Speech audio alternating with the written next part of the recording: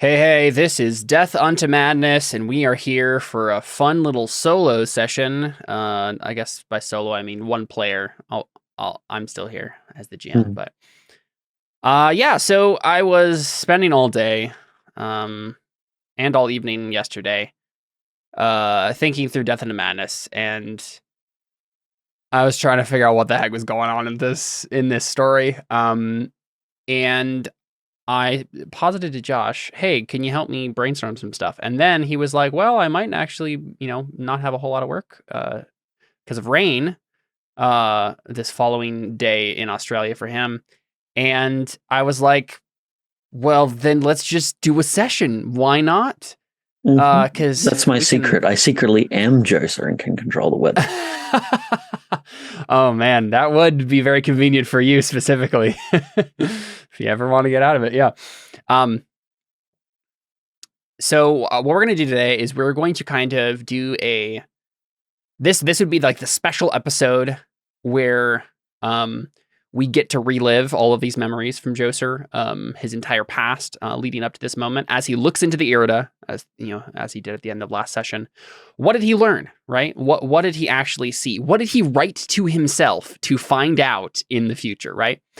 And we're going to discover all of those things and possibly many secrets. There's certainly some stuff that I will be revealing that has never been said out loud.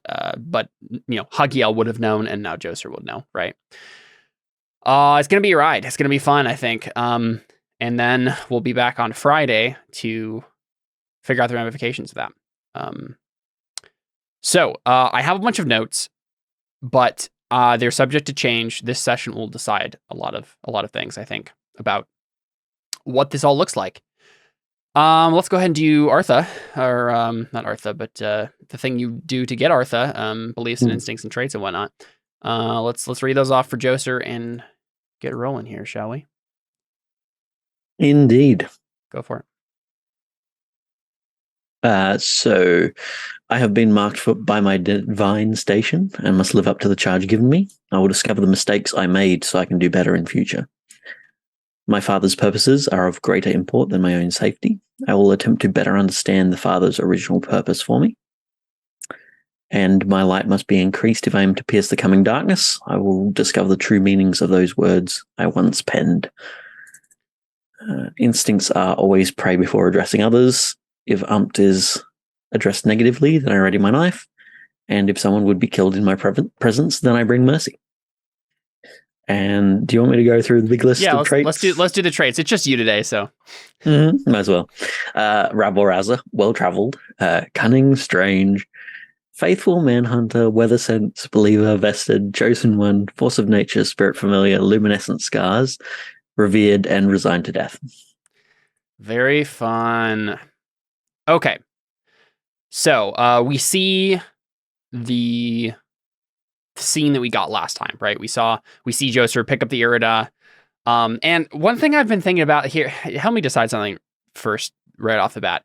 I realized I've been describing the Irida for a while now, just as the Irida, and in my head, it's just been one book. I know we've said before it's like 3 books, but like, what do you think?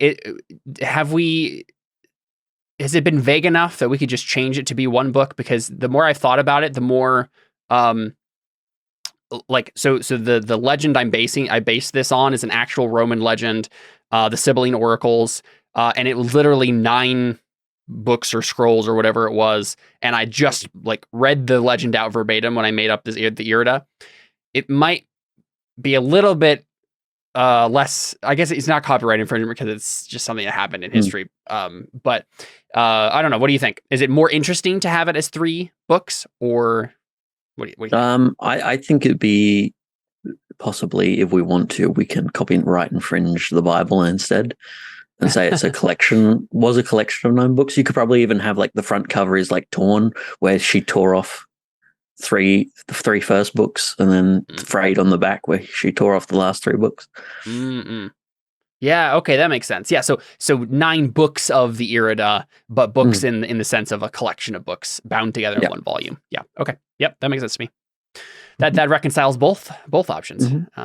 But yeah, I all of the things I pictured the Irida is just like one big volume, and especially a lot of the times we've described like carrying around 3 giant books would just be not fun, right? Yeah. Yeah. So one big and it's Bible also is also begs the question then if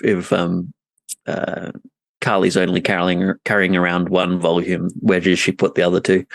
Yeah, exactly. So yeah. Yep. I think it helps to simplify it a little bit there. Mm-hmm. So we see Joser read this, and he glows with the divine energy. His eyes glow. That whole thing happens, and then he says, there's only what is you said something about fewer the secret mysteries than you think. Yeah, there you go.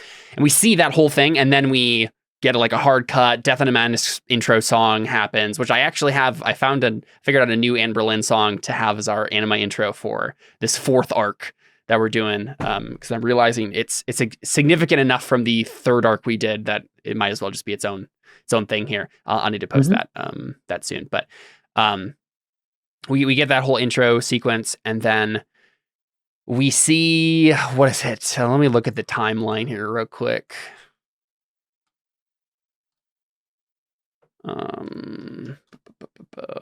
Because we see a number on the screen. Had this many years ago. I just want to make sure I get the right number. Let's see. It is the year 2619, I believe. We haven't. No, we passed. We've done a full year, and how long in this campaign so far? Like 3 months? At least 3 months, probably closer to something like 4 or 5 months if you include actual playtime. Yeah, actual playtime, and then I think there was like a time skip of like maybe 4 to 6 weeks at some point too. True. Yeah. So about a year and a half it's been since we started. So it is the year 2620 currently in the way that these people would reckon their years, and we see basically 3,500 years ago is roughly the estimate it gives us as to how long ago this was. And we see a planet.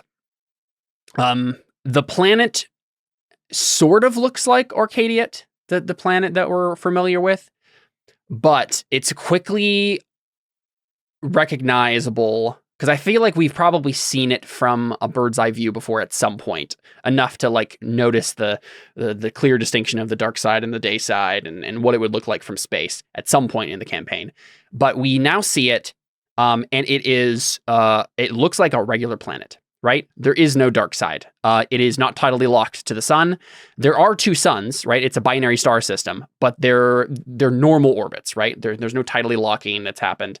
And so the planet is probably still hot, but it is not the planet we know and love, right? We probably notice familiar continents, but the Earth, the planet is rotating in such a way that makes it clear something is different about this. There is no tidally locking. In the past, it didn't exist, and that's something I literally just made up today, and I think it makes sense with what we're about to discover. And we see, I don't think so. There's things I know about the origin of why you guys and how you guys came to this planet that I don't think we need to reveal all and like get into the nitty gritty of like how it all went down, where you guys came from. I think all we need to know is you came from another place, right? You used to be somewhere else, and you and the other gods shepherded your people to this planet, long in the distant past. And so we're seeing the planet as you have already come and colonized it. Maybe a couple of years have passed or something. But we zoom in and we see a war is happening. You and the other gods and your people. Here's a question for you, Josh. Have you ever played Age of Mythology? It's an old Microsoft game. No, I've played Age of Empires, but not Age of Mythology. Yeah. Age of Mythology is the spin-off one that's all about like various mythologies, so you can play like Greek, Norse, Egyptian. This entire campaign, that game has been going through my head for multiple reasons. But there's the opening like cinematic of that game is basically like the war between the Titans and all the mythical creatures and the humans and the gods. And we see an opening sequence that's very similar to that sort of thing, where there's not necessarily like evil gods yet that are fighting against you, but you and the other gods are leading the humans that you've brought here in battle against a bunch of rock golems, right? And these rock golems are not black, right? Like the ones we've seen so far. They don't come. They didn't come from the kind of black rock or dust that we know and love from Dark Side. It looks like they're from whatever Earth that's around them, right? It's like maybe we see one that looks like it came from a volcano. We see one that looks like it has a bunch of like vegetation on it.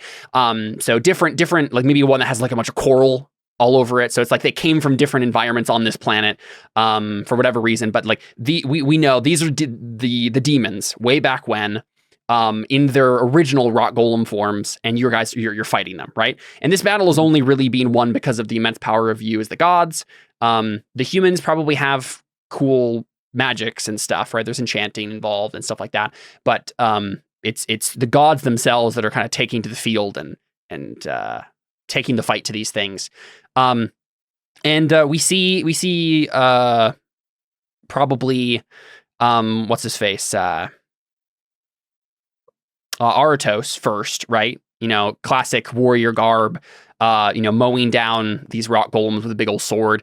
You guys are all like, 7 or 8 feet tall and, massive paragons of humanity. What do we see? I mean, we see various other gods doing their thing. What do we see from Hagiel, right? As we get this sequence of battle. How is Hagiel fighting? Yeah, I've been thinking about that because a lot of what we've kind of focused on is Josuraz's like son, and I think when it comes down to actually fighting, Josu uses the weather more. So we probably see him riding around on like a dark cloud. Yeah. Perfect. He's like that little guy from the Mario Kart with his fishing pole. Yeah, you got the fishing pole from Pyrus, obviously.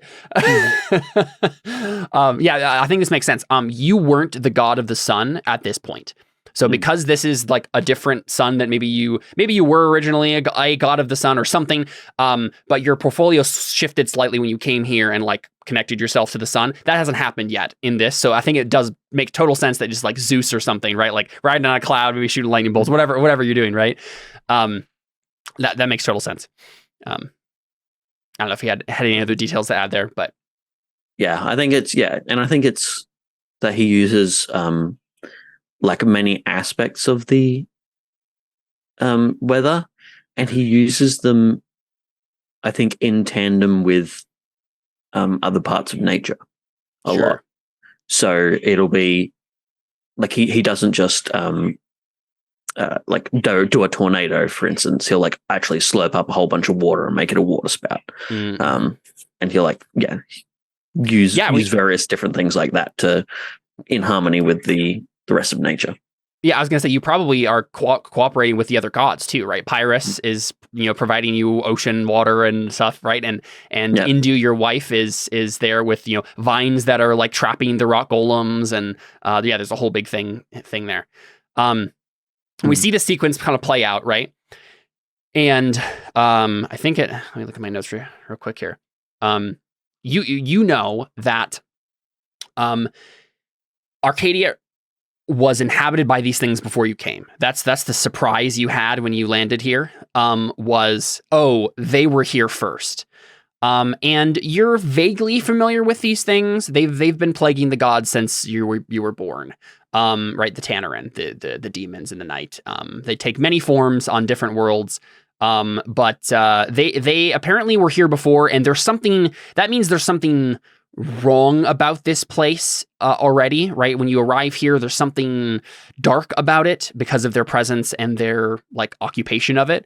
So everything has felt very oppressive. But yeah, I mean, basically your first task, like landing here, was to clear the way, conquest of Canaan style, right? Like we must drive out the evil denizens of the land and claim it for our own. I'm trying to think. There's plenty of these like scenes that I know we'll see. I'm trying to think of which ones we actually want to zoom in on. I don't know if we need to do like a whole big battle sequence here per se or anything like that. I think the idea here is that I think maybe we get like a moment of brief conversation between you and maybe one of the other gods. Trying to think of who it would be. So the idea here is that you guys are trying to figure out a way to like deal with these things once and for all. And I think I know how it goes down, but I think maybe we see a snippet of conversation between Hagiel and one of the other gods. Maybe like Aratos or something asks you, like after there's a lull in the battle, and he stabs his sword into the rock of one of the golems that has been felled before him, and just grunts and says, "Eventually, we're gonna have to do something besides killing them. They just keep respawning. They keep regenerating as fast as we can destroy them. There's something about this place makes it too dangerous. No, something about this place makes us the usurpers, makes us the interlopers, and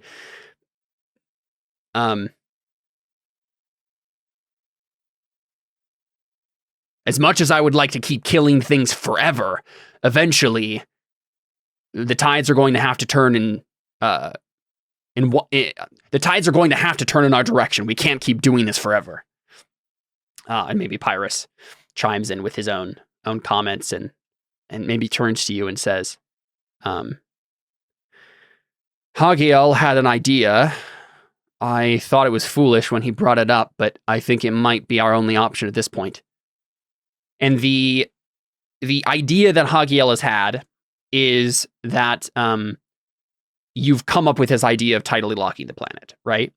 Of binding yourself to the sun and creating this prison, basically. So that like there's something about this planet that makes the Tannerin are able to kind of bind themselves to the earth and come up as these rock golems. And your idea is to kind of channel the kind of dark magic that's corrupting this place into one side of the planet, right?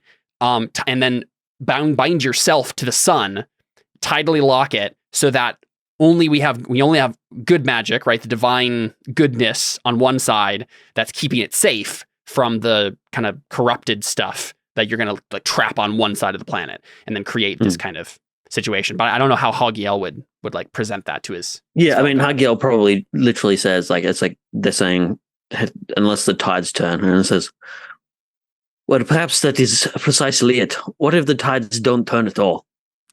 What if we just stop them turning? Amazing. Pyrrhus frowns. What do you mean? Well, you know how the light always chases the darkness away. As far as I can see it, we've got a pretty big light.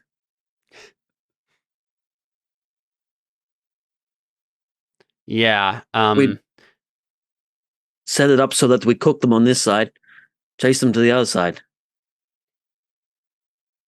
I don't know. It might take a bit of power, and I'm not sure that we could set up a full banishment. Eventually, maybe we can set up a firmament and cook them the entire way through. But for now, it'll at least stop the problem. I need to bring up the list of gods so I know who is actually around. Because I'm thinking there's probably one god in particular who might be able to help you with the actual like channeling of the magic of it. Let's see who might make the most sense here. Because we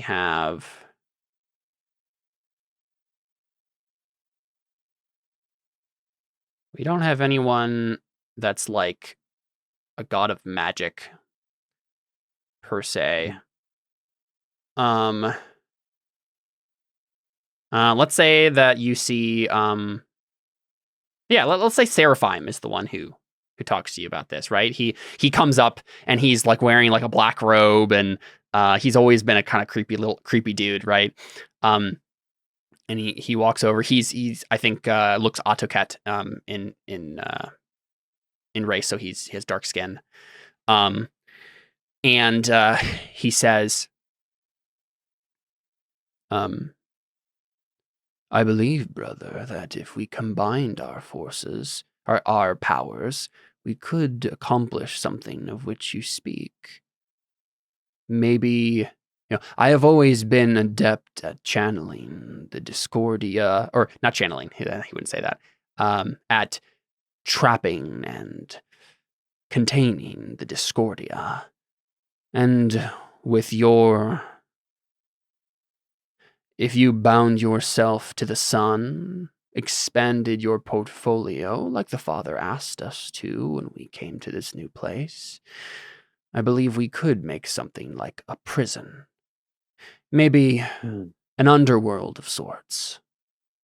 Only death could reign there. That's true.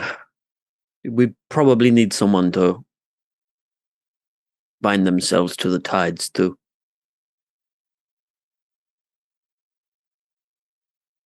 Your adeptness for water seems to suit Pyrus. Yeah, he nods. He's like, I suppose you were always the one who told me that being the god of water isn't as important as being the god of the weather or the sun, because it seems like those are the things that actually make the oceans do anything. But sure, I can probably. I'm sure my overlap can help somewhat. Also, it's really hard to bring fish across planets. I wanted to bring, I think he says, well, I did bring a few. See if they grow first, little tadpoles. Yeah. And I think we can probably just cut ahead there, right? Because that we just see like a little snippet of it. We cut forward in time. We see that this works, right? You managed to pull it off. We don't want to spend too much time with any one of these flashpoints here. We see that Hagiel becomes the god of the major sun, tidally locks the planet, and turns the sun from because the sun itself was kind of bound to Discordia at that point, and so you managed to turn it back to Harmonia. And then Dardanus, one of the minor gods, binds himself to the minor sun and basically promises to be a watcher of, like, him and Seraphim are going to be the people who watch over the dark side of the planet, and the rest of you don't have to worry about it, right? Like, you guys can all stay on the day side of the planet and have fun and be gods, but I will. And Dardanus, as like this young upstart, is like, I will, keep an eternal vigil over the dark side of the planet. And Seraphim is like, we've created this prison, and I will watch over it. And maybe even then, their plan was in motion to maybe twist things to their own ends. Did you have a comment? Yeah. Joseph probably, and it's probably hard to tell at this point whether it's just straight up Hagiel or whether it's like Joseph reliving it, makes a comment about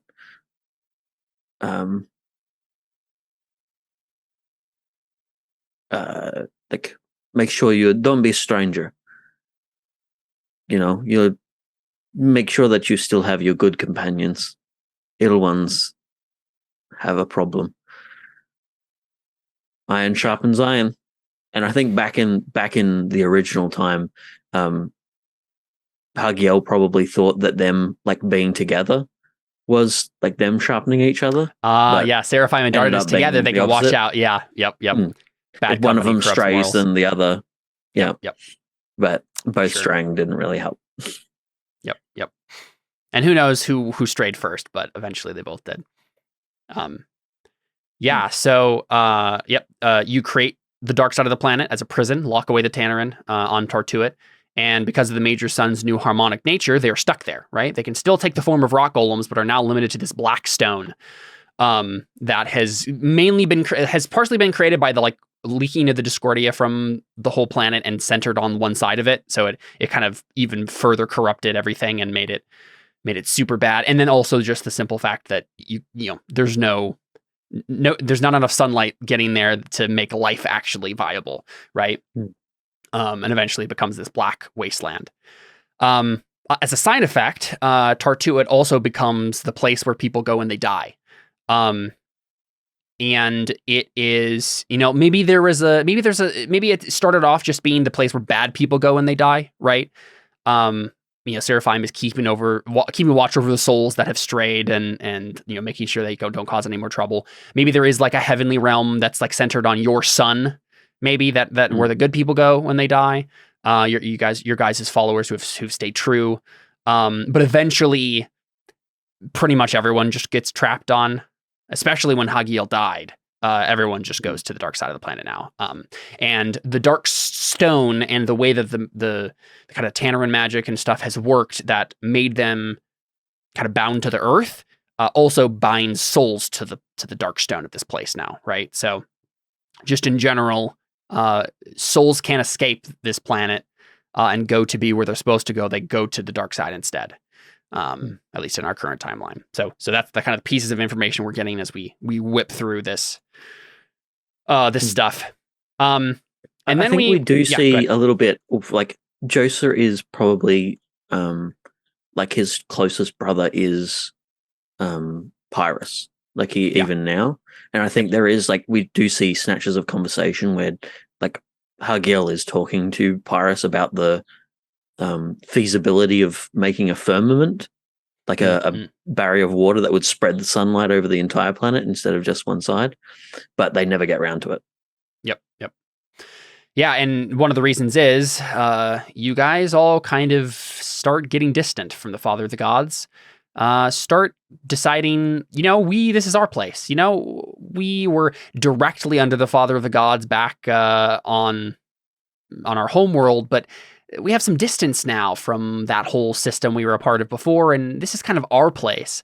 What if we just do our own thing? And you're starting to lean towards that, and everybody's starting to kind of slowly be corrupted in that sense. I think Hagiel's is even less so about that, and more so that he is becoming very invested in his relationship with Indu. Yeah. Sure.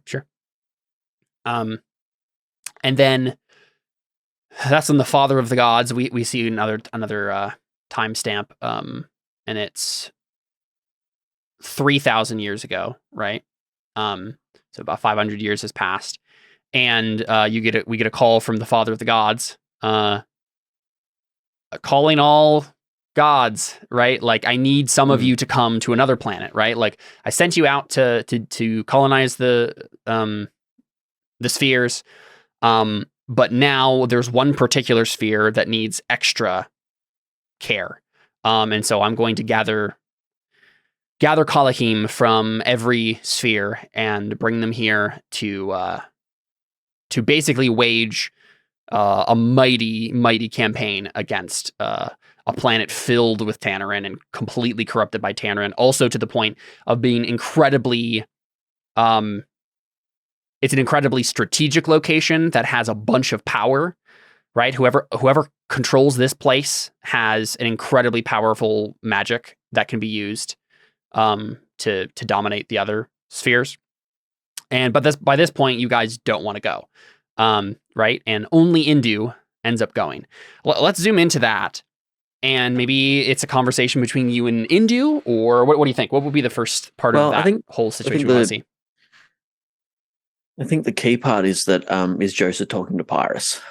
Okay, because I always thought of it as essentially like Hagiel was like knew he would probably be the one to go, but didn't want to leave Indu, and and Pyrrhus tells him about this possibility of fighting him off, and it's when he's kind of investing in that Indu just like leaves before. So I think we zoom in to a Council of the Gods scene, right? So you're all, and I really do think the place where you guys meet for a long time here is like on your sun, right? It's like some sort of celestial palace or something that's like literally on the sun itself that everybody comes in. It's like the Mount Olympus of the setting, right? And everyone is meeting there kind of like in this white marble palace or whatever, this council chamber. Mhm. And probably Seraphim has just finished. Like maybe you guys are all arguing. Seraphim shows up and really gets everybody to think about the fact that maybe we don't have to, like, we shouldn't go, like none of us should go, sort of a thing. Everybody's arguing about who has to go, right? And then Mhm. Seraphim just says, "None of us have to go. We can refuse this call. This is our home. We are given a task. We must, the father can't change our task, like sort of a thing. We have a responsibility here." And so the council is broken up, not having really made a decision, but like there's an unspoken like tension of like, I think we're just gonna like not do this, right? Like, is that what we're doing? And Hagiel's probably like, no, I need to be the one to go. And maybe that's where it ended up. Maybe that's where the council chamber ended up, where you just said, I'll go. And then that's when Pyrrhus finds you. Um Mhm. and he can tell you're troubled by it, right? Like that you felt like you had to volunteer yourself because no one else was doing it. And then Pyrrhus like comes up to you afterwards and then says, Hagiel, you told me already that you weren't going to leave your wife. You I'm really not. going to? And we don't. Newly born, I I don't want to, but the father is called. Does that mean we have to answer? You've heard what the others have said. What else would we do? He is the father.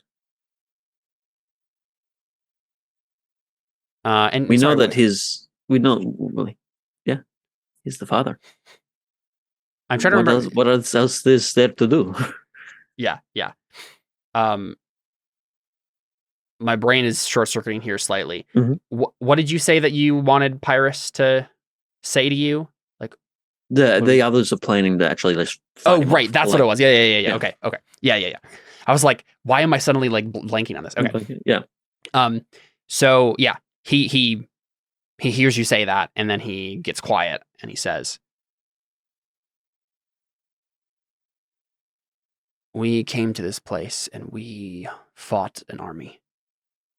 We locked them away, made them weak and helpless at our whims. With the Yes. United, I mean, I understand that is why Seraphim can't go, and no, you don't King Dardanus understand. has to be defended. What do you You mean? don't understand, Hagiel. I'm saying, with the might of the Arcadian gods, we don't have to listen to him anymore. We're been talking, Seraphim and Aratos. We don't think the Father has any sway over this place anymore. This is our planet. This is our world. We overthrew tyrants before, we can do it again. Do you think it'd actually work?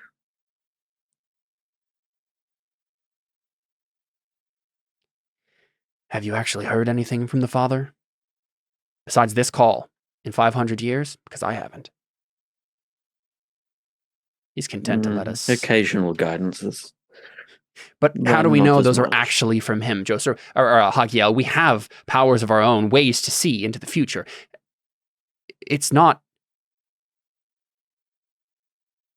I don't think he cares about any of us. He set this world and he set this universe into motion and left it. We have to figure this out on our own. Just because he's finally decided to say something doesn't mean we have to listen.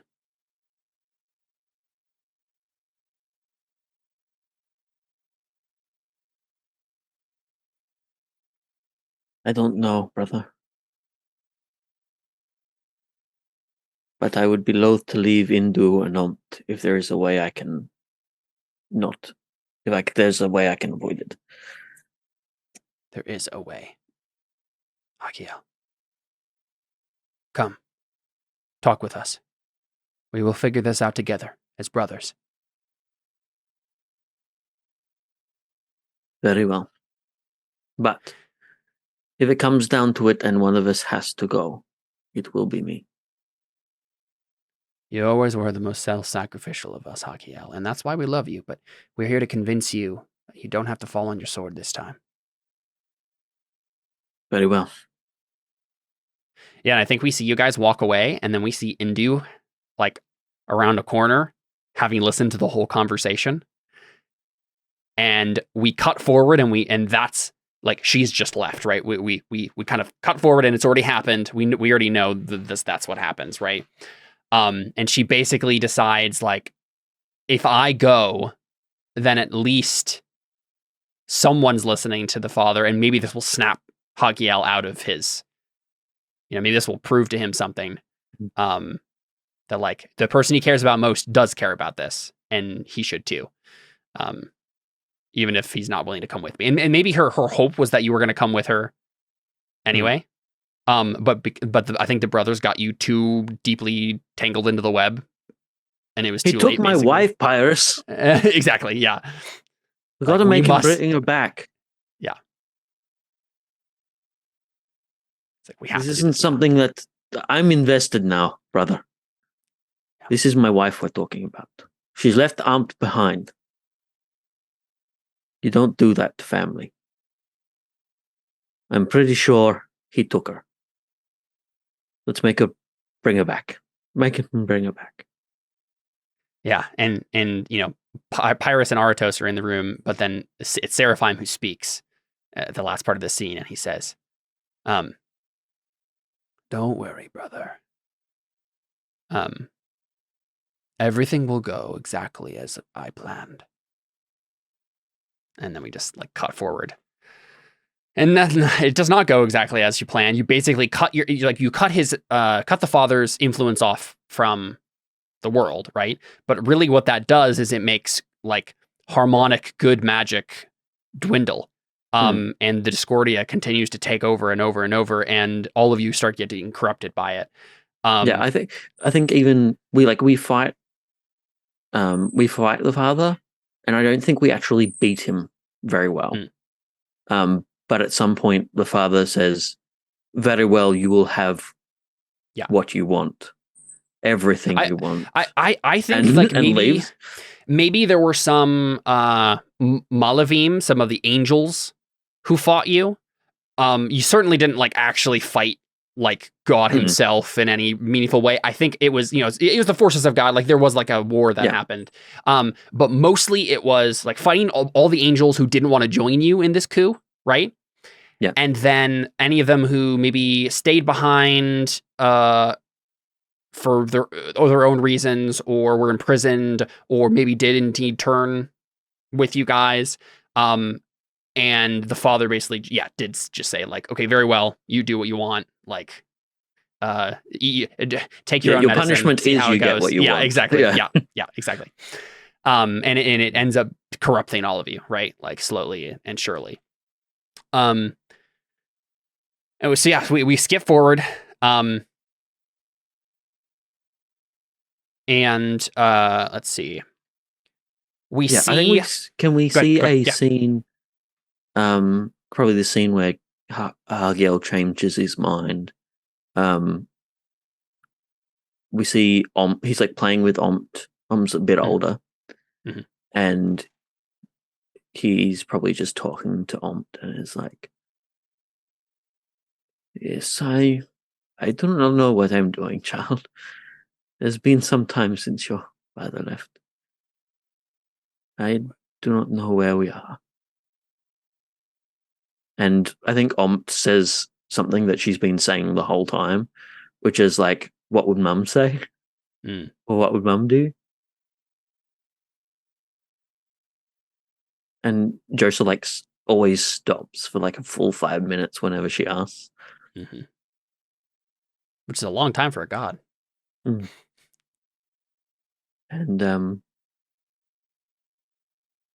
I think he's just, like, looking down at Omt and, like, seeing the similarities between her and his wife. And he sits down and he, like, gestures over to Omt, and Omt runs up and he sits Omt on his lap, and he says, Omt, what would Mama do?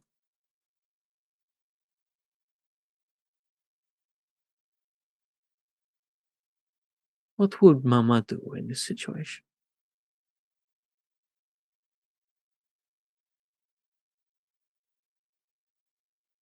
And I I'm think, trying to think of, yeah, if you have an idea.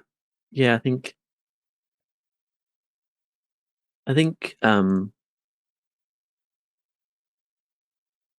Omt says, well, Mama went off to be with, and she puzzles for the word and can't think of it. And Hagiel nods and says, the father, yes. Yeah, well, your father, so he's grandpappy. Well, I can't go to be with grandpappy. It's like, then why not? Well, I think grandpappy is a bit mad at me at the moment. Why is grandpappy mad? Well, I did things that grandpappy was not a big fan of. Well, when I do things that you're not proud of, then I stop and I do what you want. Yes, well, sometimes, and sometimes you're rebellious. Yes, and oftentimes I'm not rebellious, and then I get sweets. And I think, yeah, Hagil laughs a bit at her innocence, and then just starts seriously considering it.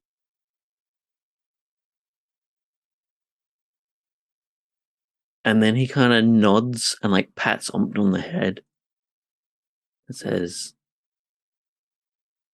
let's do what Mummy would do.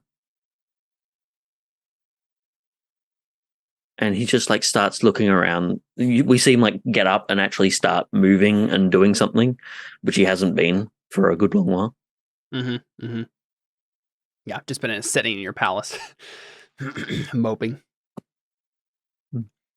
Yeah, so I think we cut forward from there. We obviously know Hagiel is trying to fight against this, but the thing is because he has cut himself off from the father, or this planet is, it's like a very hard uphill battle because your power, right, the harmonic power you had available to you is slowly being corrupted and dwindling, and so the harder you try, the more you lose your power, and it's just this really hard uphill battle, which eventually is going to lead to you being killed, right, because you just don't have enough power to keep yourself alive when the attack finally does come. Well, no, because we established that Hagiel didn't die from an attack. What was it again then? He started telling his followers not to worship with animal sacrifice. Right. Yes. I remember. Yeah. So, I think starving myself would have been after I did Irina, though. It is, yes, exactly. I have the timeline here, and unless we can, as we go through it, you can offer tweaks if you'd like. But I think that's what I have down here too. So I think the next thing that happens is we skip ahead and we see the old Autoket Empire, the one that Seraphim was at the head of. I think in a lot of ways it was kind of a lot of you were. I think Pyrrhus, you and Seraphim were all kind of gods in this. Main gods of the pantheon of this old Autoket Empire that used to stretch far to the west and the south from this map that we have here. And Aratos was the god of the more Greek style people. Only later did Pyrrhus become the patron god of Sinia. And it was particularly through the machinations of Hagiel giving him the Irida, and there was a whole big giving them the Irida, and there's a whole big thing there. But I think we see this old Autoket Empire, right, that used to exist, and then we see a strike come. I'm not entirely sure how we'd see it visually, but basically, Seraphim gets quote unquote killed, and it ends up not being a true death because of what happens next. But basically, the Tanneran on the other side of the planet have been slowly, seeping through the webs of the Discordia that is, filling the planet and being able to interact with things in maybe a more ephemeral way, and have found a way to like get in the cracks of the soul and do a surgical strike that basically, it's like as if they have a knife to Seraphim's throat, right? And they basically say, like, you're going to come join us in your own prison unless you do what we say, right? And this is this knife we're going to have over you for as long, because of your connection to the prison and the way that the Discordia has seeped over the planet. Like, we are your masters now. You have to do what we say. And eventually Seraphim just kind of comes around to the whole thing himself, right? Like, and actually believes in the plan. But at first it's almost like a extortion that happens with him. And where he would have, and I think in because of that, like, assassination attempts, quote unquote, it's almost as if he did die, and so his power fails for a while, and the Autocat Empire falls, right? Because I think they had this like form of necromancy that probably wasn't as bad as it later becomes, at least to the point that Hakiel probably would have been okay with it, even when he was still sort of on the father's side. Maybe he thought it was distasteful, but it didn't seem outright evil to you, right? And this necromancy that they used was like responsible for everything, right? Their entire labor was just these zombies, and when they when they died because of this thing that happened to Seraphim, the whole empire just collapsed overnight. And the remnants of the empire, it became Setkes and Ben Sadet and a couple of other, like, the scattered cities along these islands here, right? I'm not sure if Hagiel would have anything going on during that time, but we do see that like play out as the timeline continues here. I don't know if you have anything to add. Not until Ira does so. Sure. Okay. Yeah, so he gets a chance to kind of come back, get his power again. Seraphim does, and on the condition that he helped them kill the other gods, right? Start the dead pantheon. And so the gods are killed successively over the years, slowly and surely. And at first it's confusing to you guys, and you don't know what's happening. Eventually, it's clear that like it's maybe at first you think it's just something that it's happening naturally because of the nature of the world or something. Like, it's just some weird thing that's like acting on the gods almost like an impersonal force. But eventually I think it becomes clear to at least you that it's like these are assassinations, right, that are happening. We see, I think we do see during this time Dardanus as well, in his White Dwarf's palace or whatever he has, that's kind of like a weird nega version of yours, be visited at least by voice by a demon named Surash, and they hatch a kind of backup plan if what Seraphim is doing doesn't quite work out the way they want it to. And so we see these things, these threads start to be tied up, be formed. And then, my note here is, eventually Nicaea is killed, and the Jinn start crossing in animal forms and start causing havoc and trying to being able to influence the world in more physical form. So we see this all as like a montage, right? The cult of Ophelia hasn't started yet. That'll still be a while in the future, but I think for a while there are like weird animal things that then become part of the mythology, right, over time. And then my note here is Hagiel begins to regret what he has done and begins to suspect what is happening. He changes the way his worship works and puts in motion a plan of his own, one to stop what the gods and the Tannerin are doing. He must be separated from the corrupted power and rise again, reborn and harmonic after a period of atonement, right? So we see Hagiel start to put this plan into motion. The next thing is Hagiel sends the Irida to Sinia and sets in motion his plan. So go ahead and whatever you want to show us from that. Yeah, I mean, so Hagiel is like sort of watching probably watching because he still has a soft spot for the Jagadi, Yep. And he's like watching. Yeah. One note on that the, one is the Jugati. I think we maybe mentioned this slightly before, but the Jugati that don't go with Indu, right? Some of them come with her. The Jugati that don't go with Indu kind of reject God altogether and all the gods altogether, right? I feel like I may have mentioned this, but they become like tribal atheists, right? Out in the wastelands. Yeah. Mm-hmm. And so he says, if they are going to be protected against the influxes of the Tanneran, then they are going to need a stronger bastion on the east. And he's like talking to this and like rubbing Omp's head, and it's just like, I think Omp's like older now. Like it seems to be more of like a mid-teens, but he's still like, she's still like his kid. And so he says, there's a few little places on the east there that could be brought into some form of bastion against it. Which do you like, dear? Which looks fanciest? Yeah. And I think he's like got a globe in the in the sun, and he's like, "Where do you think, darling?" Well, obviously she points to Sinia, right? He says, "I've always found that the way this city looks out over the ocean is very beautiful." It is kind of cute, isn't it? Now, I actually have a question for you based on this whole thing. I was thinking, I was going back and forth as to some different things here. Would it be in the cards? Do you think it would make sense if we have Ompt be the priestess who went to Sinia with the Irida?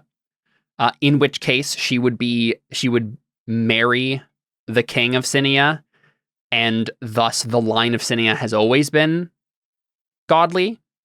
That might tweak some things that we've already kind of figured out, but that was one idea I had, because she kind of fits that archetype, that role there pretty well, as your messenger or whatever. But up to you. I think,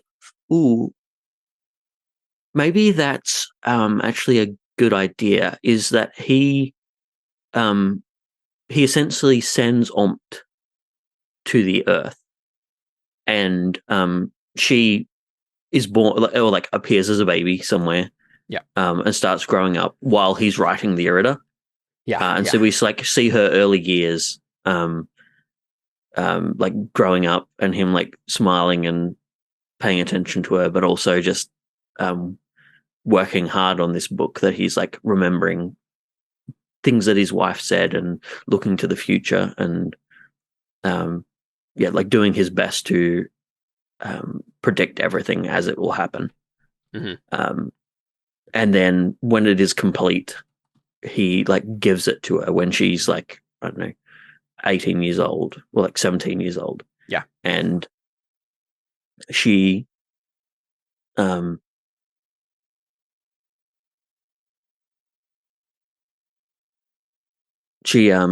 like brings the books there. In fact, she's probably like 18 or something. She comes down, she meets this the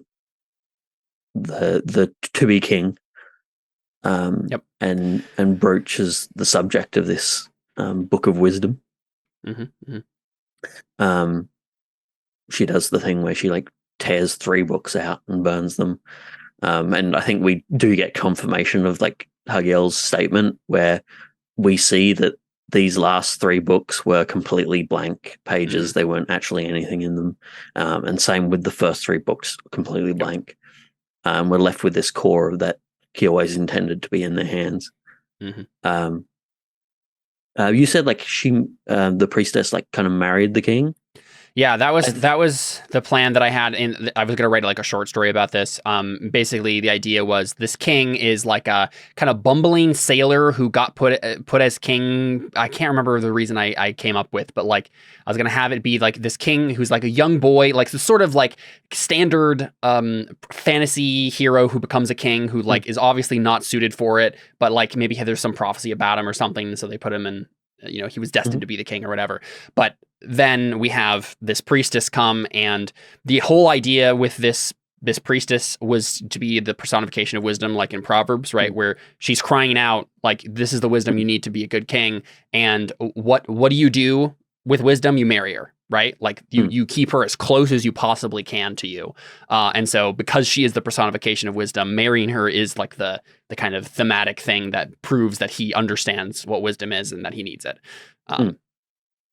So I think that's actually can still happen.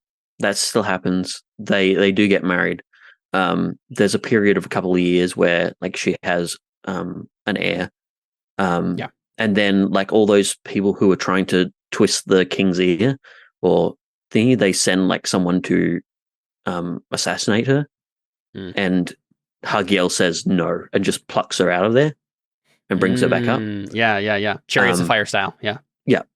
And so then she's back up with him, and that's why later on, like in game, when she returns back to Earth again, she's already 17 or like already 18. She's already spent some time on Earth. Yeah. Like or it. on I like it. What's it called? What do we call the name? Arcadia. I've forgotten the name of it. Arcadia. Yes. Yeah. Love it. Yeah, and one thematic note about the pot, like it's kind of interesting to think through like what is going on with this like kind of weird mortal state that the gods can take, and I think it is proof of something cosmologically that the gods are actually closer to humans than maybe they want to admit. They're not like the angels or the demons, right? They're not like the Tannerin or the Malavim, purely spiritual beings who are like either pure good or pure evil and whatever.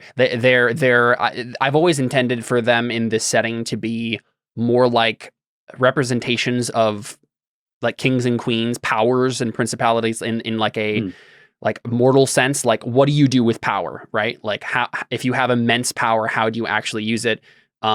They're not meant to be like gods in the traditional. I mean, they're more like gods in the Greek god sense than like actual spiritual beings like angels or demons. They're fallible, they're mortal, they can be redeemed or not. Which is one of the reasons this works, as opposed to, some sort of weird like I'm literally a spiritual being somehow having a child with a a human person. There's something different going on here, I think. But that's just a world building funsy point of data. Yeah. And then when he's set that up, Hagiel sends out the message to his priesthood and says, I don't want you sacrificing to me. Yeah. So I had in my notes here before I forgot, had forgotten that you had set that up. I had this note. I still want some piece of this to be true. I think this could be dramatic. Obviously you managed to do what you set out to do, so you could fulfill your plan. But my note here was, a crisis arises and Hagiel almost manages to convince the other major gods to join with him against Seraphim when the god of death strikes and kills them all, about 30 or 40 years before the events of Death and Madness.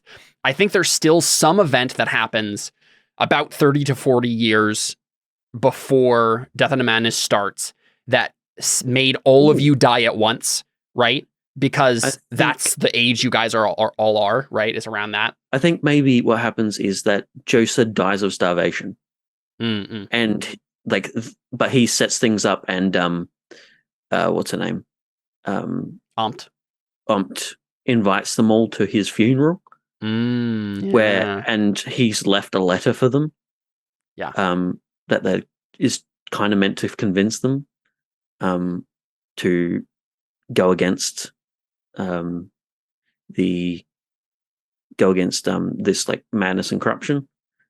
Like basically persuade them to also get rid of the sacrifice system. And like invites them, leaves them in the room to read the letter. And they probably start reading the letter and like look at each other in assessment when the strike hits. Yeah, because like it's maybe even that Arutos probably wasn't going to go along with it, or maybe he was going to, but like for a different reason. But either way, Seraphim doesn't even need to know whether or not they're going to do anything. He just sees like, they're thinking about it. They're thinking about turning it against me, and then he just strikes. Right? Like Hagiel has tried. It may have been. We've established that it takes like several days, or at least a time frame to try and kill someone, kill one of the gods. So maybe he was just trying to do a strike against Hagiel, and just the span of days that it took ended up hitting when the two of them were here instead. Yeah, that makes sense. Yeah. Either way, I think it's which is also why all of you die at once. Which is also why he didn't have the chance to try and kill off all their followers and do the proper hit. Yep, that makes sense. Yeah, basically he had this built up weapon. He had this weapon that was built, but he was like, I'm not going to waste it. Like, I'll just kill them instead, right? Yeah. And he hoped it was going to be enough to like kill them, but it wasn't. Yep. Yeah. Cool. So then I have here, right, Ophelia is chosen as a vessel of dead gods, and their plan to kill the rest of the living gods goes into motion. And then I have a bunch of notes about like the secrets of the setting, right? Like the things that we need to kind of figure out here. The thing that I have written down right here is the Tannerin learned something from Avra's mind, something from the Irida that would let them cross into Duzium, the day side of the kingdom. I'm still very much at a loss for exactly what that is. The thing that I came up with based on all the thinking I was doing today is this. The time on Hagiel's prison, as in like the sunlight being harmonic or whatever, right? The part that's keeping them from dayside, ran out. But the Tartuans couldn't know for sure and didn't want to risk it. The sun still hurts them no matter what until Hagiel and Ampt are dead. So I think the idea was they read the Irida, even parts of it that maybe Avra didn't understand through the amulet by tapping into her mind and whatnot. Got this information, read this stuff, like your plans for how to set it up again. Right? Maybe how to put the sun on again so that it would maybe the firmament thing you were thinking of, or like various notes along those lines in prophetic fashion that would like prevent, like be able to use to fight against the Tannerin to like prevent them from doing what they're doing. And garnered from that like, oh, he just doesn't have enough power to make this work anymore. Like we can strike. We've been waiting for something that's already like expired. That was my idea anyway. I don't know if you have any other thoughts. Well, I was thinking maybe you could have it be to do with Dardanus, like Dardanus's son, looking at both sides. So currently Dardanus is still in his son, and so he can he's not super duper powerful, and there is still the sun there. But because I'm not actively in the sun, like championing it, or like driving it, then he can like use his son as kind of the spotlight to maintain them while they're leaving. Yes, I think there's an aspect to that too. I do have an idea that extrapolates along those lines with Dardanus already. But the thing I needed to figure out mainly was like, what did Surash learn from the Irida specifically? Like, why did they decide to march now? Because of something they read in the Irida. Because that's the thing. That was the thing that had them actually move. If it was just Dardanus, they could have done this at any point in the last 40 years, right? Yeah, I mean, the problem with it being from the Irida is that then he would also, like, if Joseph has done what he has presumed he has, then they would also read about their destruction. Yes. So they wouldn't do it. Right. this is the trouble that I'm having, is because I made that. I'm thinking about it now. I wish I wouldn't have made that the connection that was like the thing that made them go. But I was like, I need something dramatic to happen right now. So Well, I think that's possibly the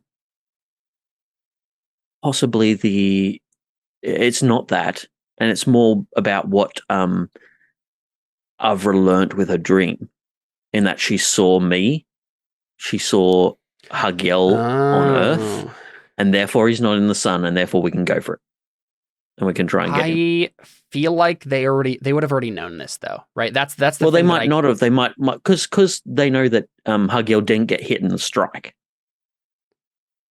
I think it would be impossible. But okay, because they have like direct connections to Dardanus and Seraphim. There's no way that they didn't. It's impossible for a god to hide. Like you're all connected to the same planet. Like they would be able to know that something had changed. I just don't think it's like in the cards for them to be like, where did Hagiel go? I guess we should just wait around. It's one thing if they had like, if they thought the sun had a particular power to it that had expired and they realized this, but if they had realized that when Hagiel if it only has to do with Hagiel's death, then they should have been able to figure this out like 40 years ago. Which is the trouble I'm having in I think that's out. The thing is like, because Hagiel cut himself off from the sacrificial worship, then they don't have that connection to him, or at least not in the same manner. So it's like I'm just trying to think of what they would have thought, right? Like what would they have thought had happened to you then? Why would they still have been afraid? Well, because it wasn't like they had noticed I had, like, it wasn't like I'd been killed. It's just more like I disappeared, and so then they're not sure whether I'm just like laying low, hoping that they're going to push for something, and then I can just obliterate them. Like they know I have a plan because I did. Like the Irida exists, and they don't know whether that's just part of the plan or what. Yeah, and especially since they know I've been, like the other gods know that I've been going back toward the father. They don't know whether I'm also in contact with him. That's true. That's true. Gone for an army or something. Okay. I think this makes sense with the context that I have for what's going to happen at the end of this session. There is something with Dardanus that will be happening here that will, I think, connect these. I think we can move on from that point. And so I have a bunch of notes about like secret things and whatnot, but like, do you have any questions for me based on everything else that's happened? Like, what else does Joser want to know? What could he have figured out from the Irida? What other like pieces of the puzzle does he need to know to be able to save the world? Right. And you can speak in generalities too, where it's just like, I need to figure out like what the plan was that I set into motion to kill the Tanneran or whatever, and we can figure that out together, right? Yeah. I mean, I'd like that. That'd be a brilliant thing to know. I think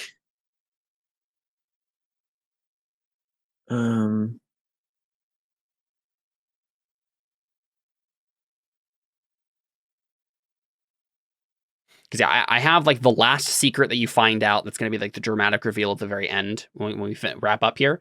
But everything else we should figure out now. Yeah, because I know there was some aspect to which I really liked the idea of like the storm on the border thing, especially because I realized the other day that because the sun is where it is in this world, a storm on the border of the light would just always be a permanent rainbow, and would therefore be like, we could do the similar parallel to the flood and say, okay, this is like Hagiel had always wanted to like go find Indu again, but this is him like promising, no, I'm sticking around. I got to. I'm giving up on that idea forever. So I kind of like that idea. I think, just knowing what to do, like a few next steps or just a few fun things to do. And I don't know, possibly Because I do want to build my faith, but I don't want it to be so simple as, yes, we have to get to 10 faith, because I don't know that that's actually going to happen unless I start doing just miracle after miracle after miracle to try and bump it up. that does seem like the best answer. Right? Like ultimately what Hagiel needs to do is indeed return to his power, and fulfill your whole plan here, which was to like leech yourself of all the discordia and then return with your full harmonic power intact, which is what this whole plan was about. There's probably a way you could still pull that off without giving to 10 faith, but I still think that that's the thing that needs to happen, right? 10 faith makes the most sense as the final path of that. But we could figure out some other way that could go down, right? I mean, the simple like self-sacrifice thing could be in play here. Yeah. I also just want to make a couple of like roles so it's official that I've worked on my belief. Yep. So yeah, and that's this part of the session was where I definitely wanted you to make some rolls to like figure out, like, because one of the things I was thinking of having you do was like roll to see how well you set up the stuff with the Irida in the past, right? Like how good were you of thinking into the future of all this stuff? And there was something else that I had with what's her name? Humped. Thalia, because I forgot to fork in things for Thalia last time. She did have skills that she could have helped with on some of those roles, and I didn't get her to. For instance, she has obscure history that I could have forked into my astrology role. Yep. So I think what ones I could do.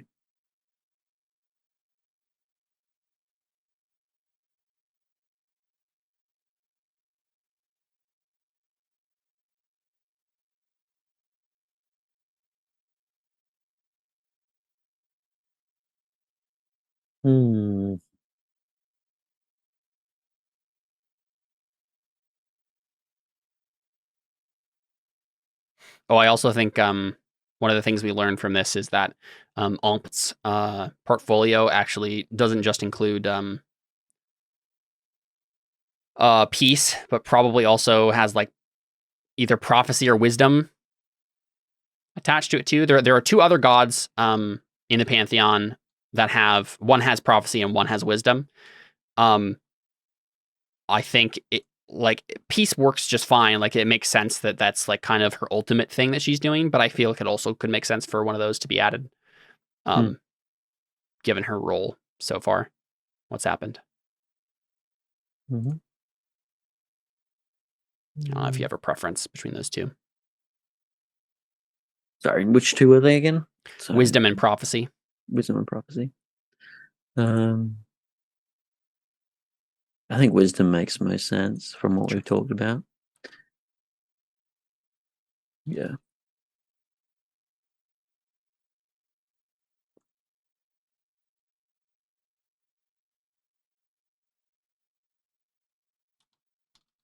So that means that's one of the ideas. So one of the things I wanted to make a roll for was maybe it's astrology, maybe it's something like that. Making a role that establishes that within the Irida and within that kind of wisdom, initial wisdom from Amt, was the city of Sinia has actually been built in a specific pattern. So essentially, like, there is a bonus reason to try and take Sinia back. I've actually been thinking of that stuff myself. Yeah. Yep. It's something along those lines where Sinia is more important than just being a place where all of our characters lived. Yeah. So I think having the street to make a certain pattern or something like that would be kind of fun. The streets and the temple have been set up.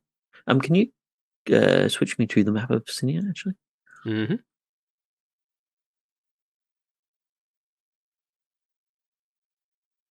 There she is.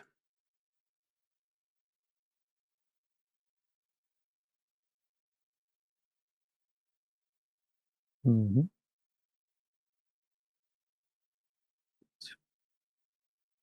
Yeah.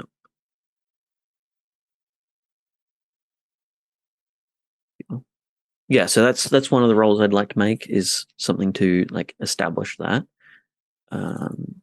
Yeah, so the idea here would be in the Irida, you have plans for the Prophet King to build the city in a certain way, or like Yeah. renovate the city in a certain way to do what exactly? What's the point of the pattern? Make it ooh, there's a couple of ideas. Perhaps making it a good like ritual site for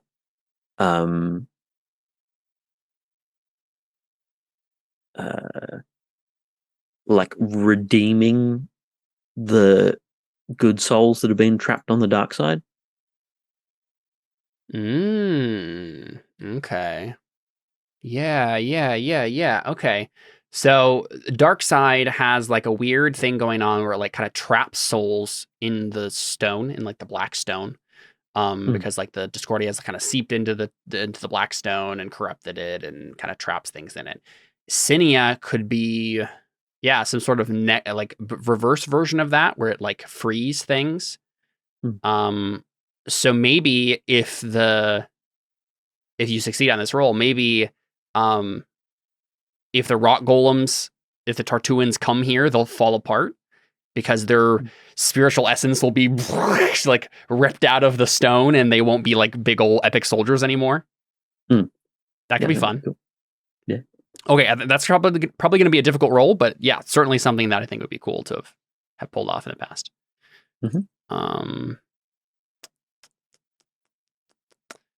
Let's see. I don't know. What do you think? Because that's a pretty major advantage against what's coming. What do you think the ob should be? Let's see. Ooh, actually, Thinking somewhere between like maybe 7 to 10. It's like normally astrology just goes up to 5, but yep. So it's hard to gauge sometimes.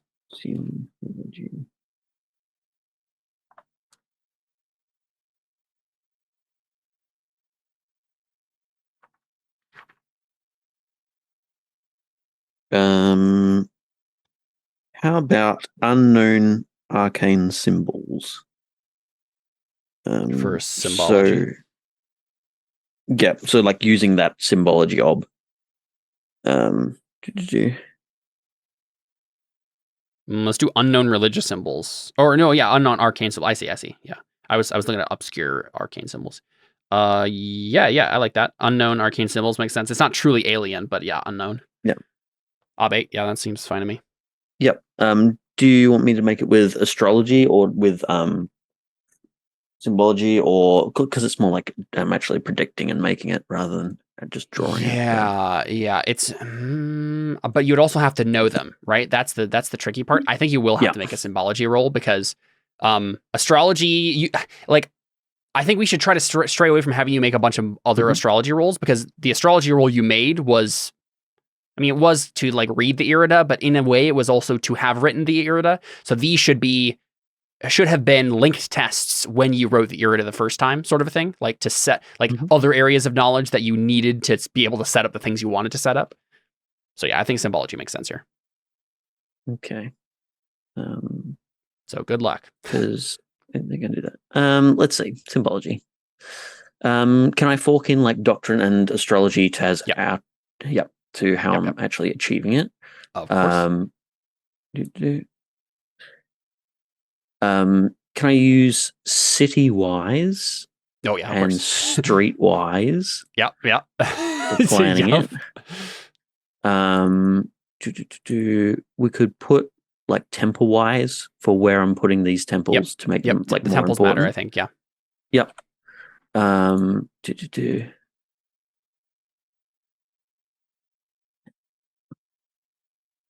Now, the hope is going to be that Cyrillus hasn't messed up this symbology too much with all of his burning and looting and destroying. Let's see.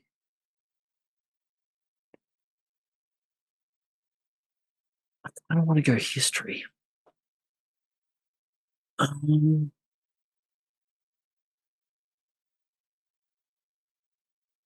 Ritual seems to make sense. Oh yeah.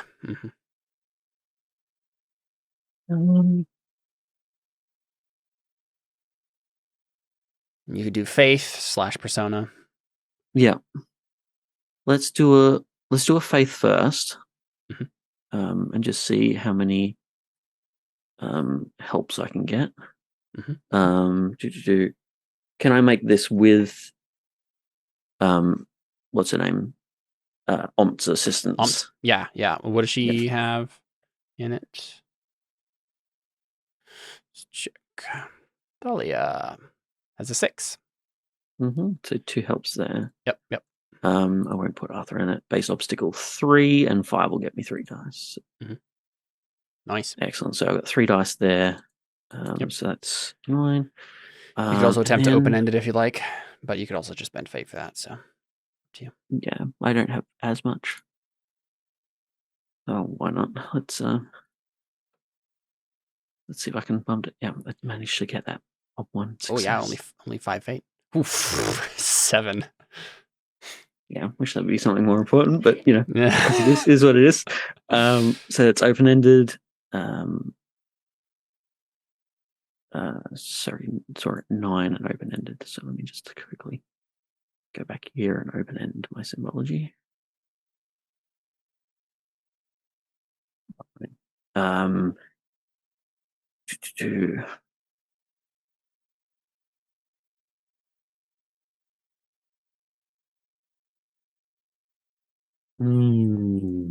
Anticipation wise, obviously. Can I get something like bureaucracy? First, like I know exactly how to get this through all the politics to make it actually. Yeah, sure. That's interesting enough that I'll give it to you. Yeah, it's a fun little quirk of it. Yeah. I mean, you literally need them to do city planning. So. Yeah. Yeah, I don't think, as much as I would like to use all my histories, I'm not sure that I don't particularly applies. Let's just see if there was another city that we already knew of in history that had this exact thing. Well, I mean, in that case, can Thalia do obscure history? Let's see. I mean, I think you could, like, technically you can make like a hard linked test with history or something to be like, Ben Sadet had this way back when. But probably wouldn't be worth it. Could Thalia get obscure history to help me know about it? Like for a link test for history or for the symbology roll? For the symbology. I don't think so. I don't think it's like a straight fork. Cool. Because the actual, like, is it relevant is up in the air. I don't think she has anything that can actually help me that I can see. Which is okay.